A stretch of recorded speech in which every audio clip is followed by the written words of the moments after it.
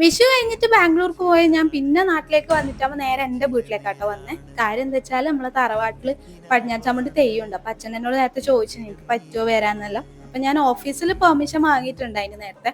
അപ്പൊ കുറച്ച് വർക്ക് ചെയ്തിട്ട് പിന്നെ നമ്മൾ കുളിച്ച് റെഡിയായി അങ്ങോട്ടേക്ക് പോയി തറവാട്ടിലേക്ക്. നമ്മൾ തറവാട് തൊട്ടടുത്ത് തന്നെ ആയതുകൊണ്ട് തുടങ്ങാനാകുമ്പോഴേക്ക് പോയാൽ മതി. ഓൾറെഡി ചണ്ടക്കൊട്ടെല്ലാം കേൾക്കുന്നത് തന്നെ. അപ്പൊ ഞങ്ങൾ വേഗം ഇറങ്ങി.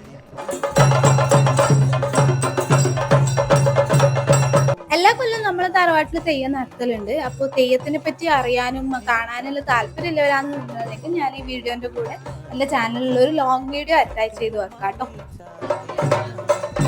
നല്ല ചൂടായതുകൊണ്ട് തന്നെ അമ്മയും അമ്മയുടെ ഫ്രണ്ട്സ് എല്ലാവർക്കും വെള്ളമെല്ലാം കൊടുത്തു. പിന്നെ അച്ഛൻ പ്രസാദത്തിന്റെ കൗണ്ടറിലെന്തോ തിരക്കിലായിരുന്നു. ഞാൻ പിന്നെ വേഗം തൊഴുത് പ്രസാദം മേടിച്ചിട്ട് ഭക്ഷണം കഴിക്കാന്ന് വിചാരിച്ചു. അപ്പം നല്ല ചൂട് ചോറും സാമ്പാറും പിന്നെ നല്ല വെള്ളത്തിന്റെ പരിപ്പ് പായസവും ഉണ്ടായിരുന്നു.